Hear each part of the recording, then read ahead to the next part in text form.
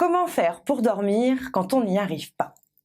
Difficulté d'endormissement, réveil nocturne, réveil précoce, autant de situations qui finalement pourrissent nos nuits et par effet de levier, nos jours. Si vous vous reconnaissez dans ces quelques mots, alors cette vidéo explicative est faite pour vous. Bonjour les incarnés, je suis Émilie Sarrazin, je suis sophrologue, formatrice et conférencière. Et aujourd'hui, je vais vous proposer une vidéo avec 5 trucs et astuces à mettre en place dans votre quotidien afin de vous endormir rapidement, profondément et de vaincre l'insomnie. Alors, ici, pas de méthode révolutionnaire, simplement du bon sens, de l'écoute de sa physionomie. Alors restez avec moi parce qu'en toute fin de vidéo, je vous mettrai un exercice tout simple à faire dans votre quotidien pour améliorer et augmenter vos chances de dormir rapidement. Alors, je vous ai promis 5 trucs et astuces pour améliorer votre sommeil. J'ai envie de les classer comme ça dans trois domaines différents. Le premier de ces domaines, ça va être apprendre tout simplement avec son corps. Mais avant de vous expliquer ces trucs et astuces, faisons juste un point rapide, parce qu'on va faire le lien avec le corps, sur l'aspect physiologique des troubles du sommeil. Contrairement au stress qui va être plutôt physiologique, c'est-à-dire celui, vous savez, qu'on a hérité de nos ancêtres, vraiment des premiers hommes, ce stress qui répondait, comme les émotions, à des stimuli extérieurs et pour lesquels la réponse de votre cerveau était fuir ou combattre, eh bien contrairement à ce stress qui finalement, même s'il peut être vite handicapant, reste un stress qui est gérable. Le stress chronique, lui, est beaucoup plus pernicieux. Alors, le stress chronique, qu'est-ce que c'est? C'est un stress qui va se mettre en place dans votre quotidien de façon pratiquement invisible. Il va venir vous contrarier au fur et à mesure et par petits pas, par petites touches, à tel point que vous ne vous rendez même pas compte qu'il est là. Et c'est ce stress-ci qui est souvent à l'origine des insomnies. Et vous voyez, on est sur un cercle vicieux parce que le stress s'est installé. Vous êtes stressé, vous ne vous rendez pas compte que vous êtes stressé, vous avez peur de ne pas réussir à dormir, par effet, vous êtes de plus en plus stressé, et voilà comment se crée le cercle vicieux du manque de sommeil. Alors, afin de travailler avec justement la physiologie, le premier truc que je vais vous proposer de faire, mais ça vous le savez déjà tous et toutes, c'est d'éteindre vos écrans. Vous le savez bien, c'est très facile de se mettre avant de s'endormir devant la télé ou sur son téléphone, sur une tablette, sur un PC. Et puis c'est tellement chronophage qu'on va scroller comme ça, parce que je pense souvent au téléphone, on va scroller et puis on va vite passer une demi-heure, 3/4 d'heure. Premier effet. Vous avez potentiellement loupé le train. Le train du sommeil est passé, vous n'êtes pas monté dedans, il est trop tard. Vous allez devoir attendre le cycle suivant. Deuxièmement, vous avez monté un petit peu, encore une fois, en stress, mais surtout, vous vous êtes gavé de lumière bleue, cette lumière bleue qui bloque votre sécrétion de mélatonine, et la mélatonine, vous le savez, est l'hormone du sommeil par excellence. Donc, le premier conseil que je vous donne maintenant, c'est d'éviter tout écran, allez, on va dire une demi-heure, 45 minutes idéalement, avant l'heure souhaitée d'endormissement. Deuxième conseil, et toujours sur le bon sens, ça va plutôt être à la place de cet écran, parce que, voilà, s'empêcher de faire quelque chose, c'est pas une solution, il faut venir combler ce vide, lisez.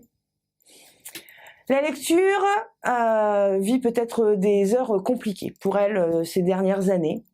On s'éloigne de la lecture parce que les livres sont audio, mais on est toujours sur ces vidéos, alors que du papier, le fait de pouvoir vous plonger dans un livre, ça a plusieurs avantages.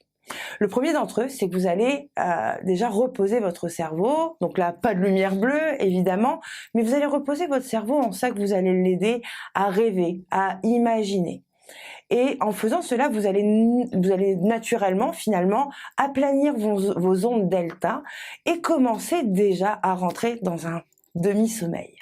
Premier avantage de la lecture, je calme mon esprit, je l'aide déjà à voyager et j'entre dans une forme de sommeil éveillé. Finalement, c'est ça, hein. Imaginez, d'ailleurs, c'est ce que je dis pendant mes séances de sophro. Pour les personnes qui viennent pour la première fois, je leur dis, si vous visualisez, c'est parfait. Si vous ne visualisez pas, vous faites comme si vous étiez en train de lire. Quand vous lisez, il y a que des mots, il n'y a pas d'image. Et pourtant, vous faites comme si déjà. Vous voyez bien les choses. Et bien finalement, c'est ça la lecture, hein. C'est déjà apprendre à rêvasser. Deuxième avantage de la lecture, c'est que vous allez naturellement fatiguer vos yeux, leur donner envie de s'abaisser, et puis c'est comme ça que vous allez naturellement fermer ce livre et vous endormir paisiblement. Voilà donc pour le premier chapitre, hein, qui va être vous appuyer sur votre physiologie, vous aider de votre corps afin de mieux dormir. Les 2 premiers points sont vus. On passe directement au troisième et quatrième point qui, eux, vont être plutôt dans le chapitre vaincre la peur de ne pas dormir. Je vais vous inviter à partir de maintenant et aussi souvent que cela est possible, et idéalement au moins 3 fois par jour, à avoir des pensées positives. Alors, qu'est-ce que ça veut dire ? Tout simplement, voilà ce que je conseille ou ce que je propose de faire très régulièrement. Mettez des alarmes. Vous voyez ce téléphone qui vous dessert quand vous scrollez avant d'aller dormir, va devenir votre meilleur allié. Vous allez mettre 3 alarmes dans la journée, moments qui vous conviennent, des moments où vous savez que vous pouvez prendre 3 minutes pour vous. Et ces alarmes vont être vos alarmes de pensée positive. Vous allez vous mettre des phrases, vous les écrire peut-être, et vous répéter ces pensées positives. Alors on ne se contente pas de dire « je suis heureux ». Non, on vit vraiment les choses. J'ai une vie dans laquelle je m'épanouis. J'ai des amis sincères, authentiques et qui m'entourent. Voilà, vous vivez vraiment les choses. Quelles que soient les pensées positives que vous avez envie de mettre en avant, vous les prononcez mentalement ou à voix haute d'ailleurs, mais en les vivant. Et comme je dis souvent, en les vibrant réellement. Qu'est-ce que ça va vous permettre de mettre en avant cette pensée positive ? Ça va être une forme de bouclier au stress, encore une fois. N'oubliez pas que c'est le stress chronique qui est responsable de tout ça bien souvent. Et donc, ça va vous permettre de bloquer le stress, d'être de plus en plus heureux. En fait, votre cerveau, vous savez, est plastique. Et vous voyez, j'aime bien prendre cette image. Imaginez que vous avez un jardin japonais. Vous savez, ces petits éléments de décoration avec quelques mini plantes et puis du sable, un petit râteau. On a ce jardin japonais devant nous et vous allez tracer du bout des doigts, en effleurant à peine le sable, la première lettre de votre prénom. Donc moi, je vais faire un E, tout doucement. Je regarde, sur le sable, aucune trace. Pourtant, je vais faire la même chose, en ayant toujours la même intensité extrêmement légère, mais toujours sur le même parcours. Et si je le fais 10 fois, qu'est-ce qui va se passer ? Eh bien, la lettre va finir par se creuser. Pour votre cerveau, c'est la même chose. En fait, les synapses, c'est-à-dire ce qui permet à vos neurones d'interagir entre elles, les synapses de vos neurones se renforcent au fur et à mesure que vous les utilisez et que vous les mettez en communication avec d'autres synapses. De façon à ce que plus vous prenez une route, et plus la route se renforce, plus ça devient une autoroute. Cela, que vous ayez des pensées négatives ou positives. Donc apprenez simplement à votre cerveau à se diriger vers les pensées positives. Ça va vous permettre de vaincre, c'est encore une fois un bouclier contre le stress tout simplement. Plus vous êtes heureux, plus vous prenez conscience que vous êtes heureux, et plus vous l'êtes réellement. C'est ça qui est fou. Franchement, il faut vraiment vous appuyer sur votre cerveau. C'est un outil merveilleux qu'on oublie.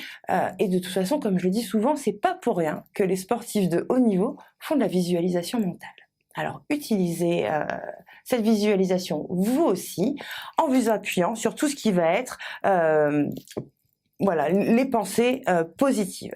Cela va vous permettre réellement de bloquer votre peur de ne pas dormir. Parce que c'est quand même ça qui arrive souvent. Je l'entends, les personnes qui viennent dans mon cabinet. Oui, bah de toute façon, quand je vais me coucher, je sais que je vais pas dormir et du coup, j'arrête pas de me dire faut que je dorme, faut que je dorme, faut que je dorme. Voilà. Passez à autre chose. Pensez aux belles choses de votre journée, tout simplement. On arrive au 4e point des trucs et astuces qui, je vous l'ai dit, ne sont pas révolutionnaires, sont tout simples. Eh bien, méditez avant de dormir. Si vous n'aimez pas lire, je vous conseille de lire, c'est vraiment bien.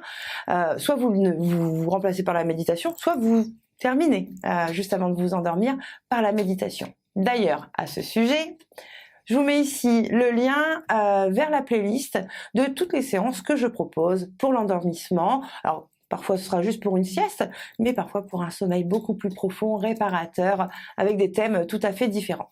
Et tant que j'y suis, je vous invite vraiment à me mettre ici en commentaire ce que vous aimeriez voir au niveau des vidéos, que ce soit les vidéos thématiques et explicatives comme celle-ci, ou bien peut-être même comment vous avez envie de vous endormir, si vous avez des envies de voyage particuliers, sur des thèmes qui vous sont propres.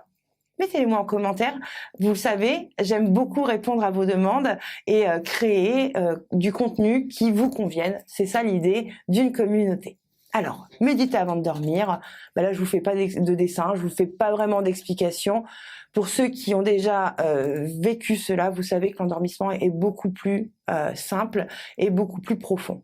Et plus vous le ferez, plus vous vous rendrez compte que finalement les techniques sont toujours les mêmes.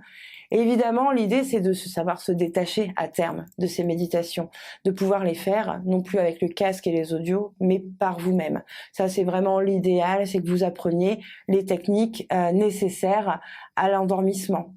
C'est des choses toutes simples, vous les connaissez, que ce soit mes vidéos ou celles de tous mes confrères et autres, parce qu'il n'y a pas que des sophrologues qui font il y a beaucoup d'hypno par exemple.